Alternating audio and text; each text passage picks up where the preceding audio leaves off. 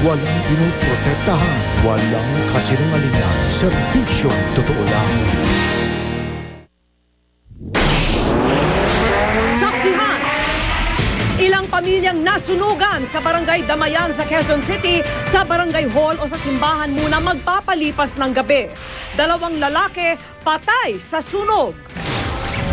Presyo at supply ng karneng baboy, baka at manok sa palengke nananatiling stable sa kabila ng pinangangambahang epekto ng summer heat.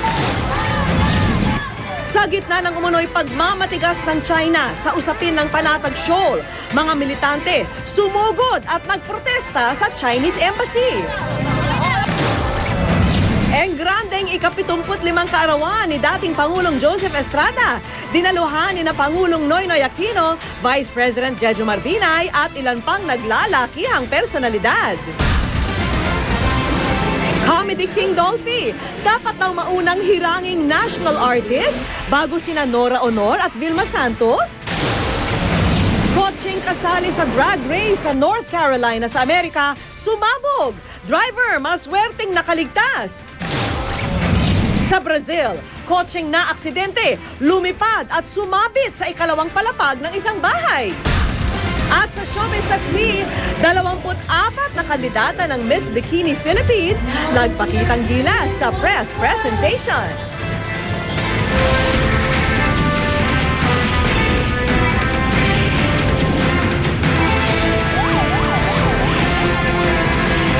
Saksi.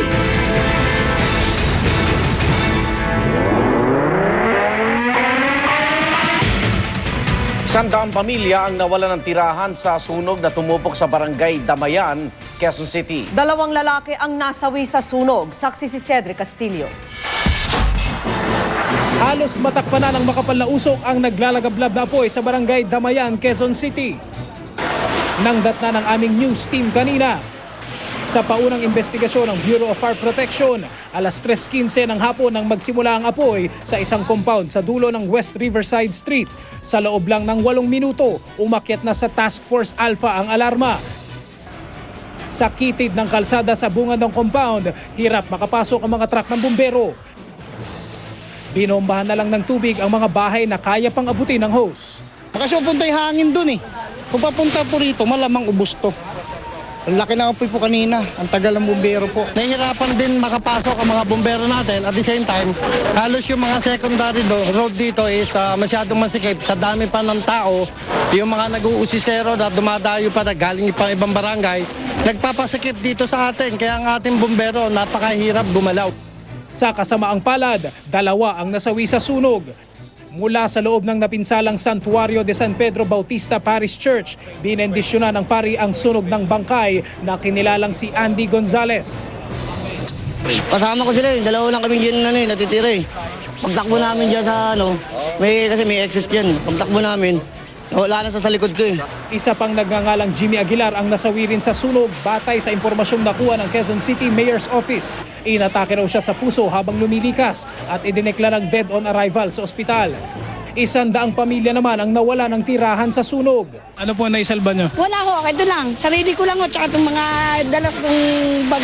Pansamantalang maninirahan sa natirang bahagi ng simbahan at sa Barangay Hall ang mga biktima ng sunog. 5 milyong piso naman ang halaga ng mga napinsalang ari-arian. Ang sanhi ng apoy, patuloy pa ring iniimbestigahan ng mga otoridad. Ako si Cedric Castillo, ang inyong saksi.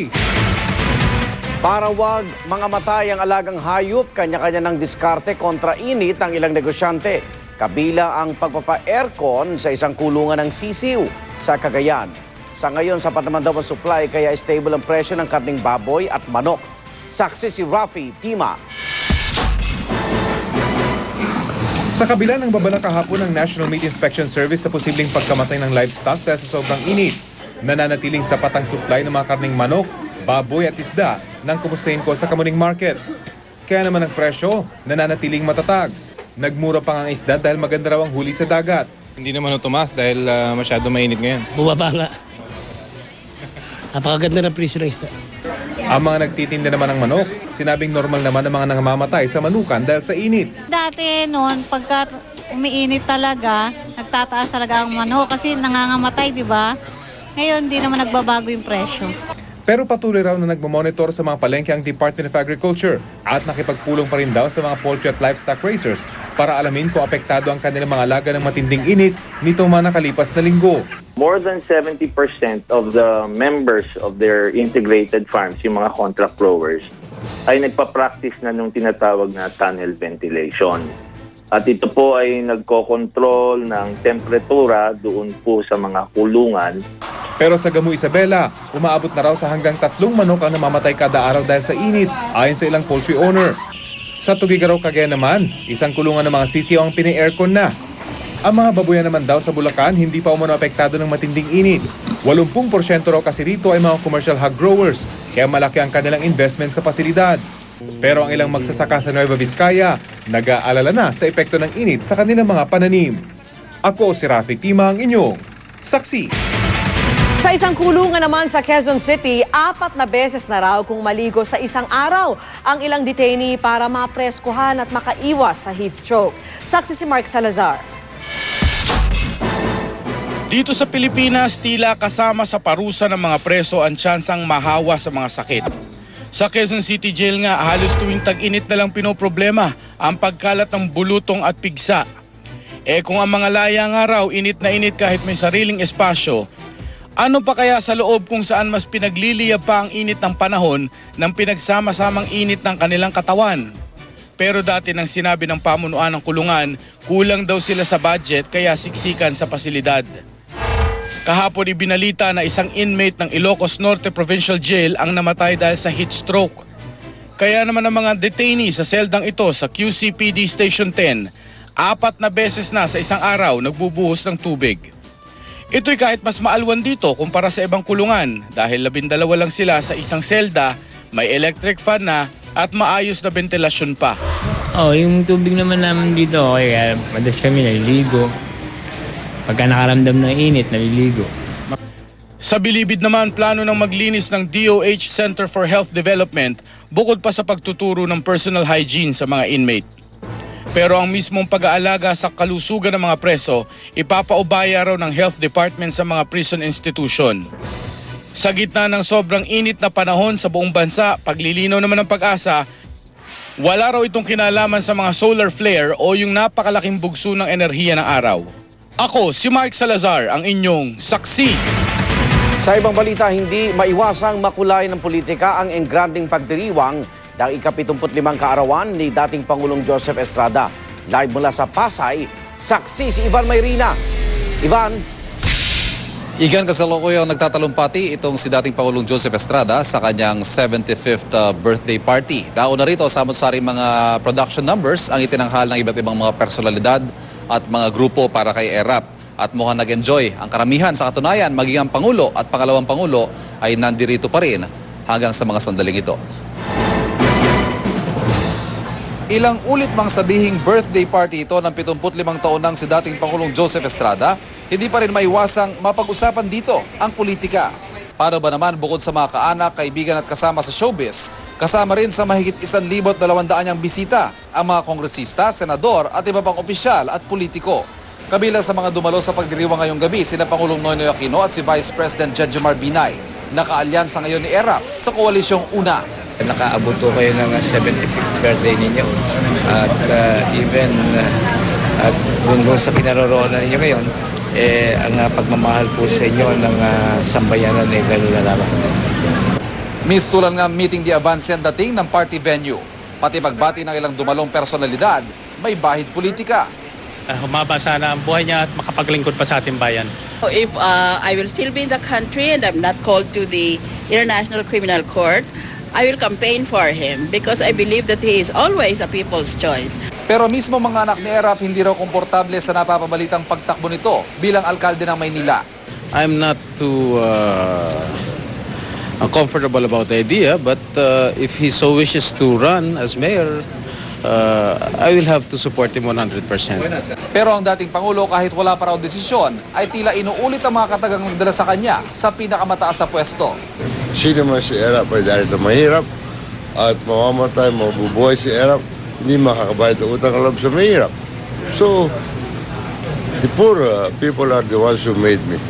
Sa dinami-dami ng mga politiko at personalidad na bisita, Wala sa pagtitipon ng posibleng makalaban ni Erap na si incumbent Manila Mayor Alfredo Lim. Pero present naman ang dating alkalde ng lungsod na si Lito Atienza na nagpasabi ng payag siya magbigay daan kay Erap at sa halip ay tatakbo na lang daw sa pagka-vice alkalde. Igan, kitang-kita sa party ngayong gabi ang nananatiling malaki ang impluensya ni Erap sa politika sa bansa. Ang abangan ngayon kung siya ba'y muling sasabak sa politika o tuluyan na magre-retiro. Live mula sa Pasay City, ako si Ivan Mayrina, ang inyong saksi. At bago magpunta sa birthday party ni dating Pangulong Joseph Estrada, inilibot ni Vice President Jejo Marbinay si Pangulong Noynoy Aquino sa kanyang opisina, ang Coconut Palace. Pero paglilinaw ng palasyo, wala raw pinag-usapan ng dalawang pinakamataas na lider na anumang may kinalaman sa eleksyon o politika. Narito po ang report. Magiliw na ipinasyal ni Vice President Jejo Marbinay si Pangulong Noynoy Aquino sa kanyang tanggapan, ang Coconut Palace sa Pasay City. Ang engrandeng palasyong ito na pinakomisyon noon ni dating unang ginang Imelda Marcos, hindi pa raw kasi napupuntahan ng Pangulo simula ng isaayos at gawing opisina ng Vice Presidente. Nangyari ang pagbisita ng Pangulo mahigit 2 linggo matapos buuin ni Binay at ni dating Pangulong Joseph Estrada ang United Nationalist Alliance o UNA bilang paghahanda sa 2013 midterm elections. Kamakailan lang ay lumabas sa pinakahuling survey ng Pulse Asia na mas mataas ang trust rating ni Binay sa Pangulo. Lumabas na mas epektibong endorser din ang mga kandidato si Binay kaysa kay Aquino. Pero paglilinaw ng palasyo sa pagbisita ng Pangulo sa Coconut Palace kanina, wala raw pinag-usapan ang dalawang pinakamatataas na lider ng bansa na anumang may kinalaman sa eleksyon o politika. It was really more a social call rather than anything else. Wala naman po silang pinag-usapan na issue habang nandun si Pangulong Aquino sa Coconut Palace. Sa kabila nito, bukas naman daw ang parehong partido para sa tambalan ng partidong una ni Binay at ng Liberal Party ni Pangulong Aquino. Vice, bukas po ba ang una sa pakikipag-koalisyon sa LP? Aba, anytime. Sa politika po, wala ho imposible. We're open to forming coalitions with the parties out there. And para sa amin, ang magdidesisyon dito yung National Executive Council with the advice, of course, and recommendation of Pinoy. Para sa saksi, Mariz Umali, nag-uulat.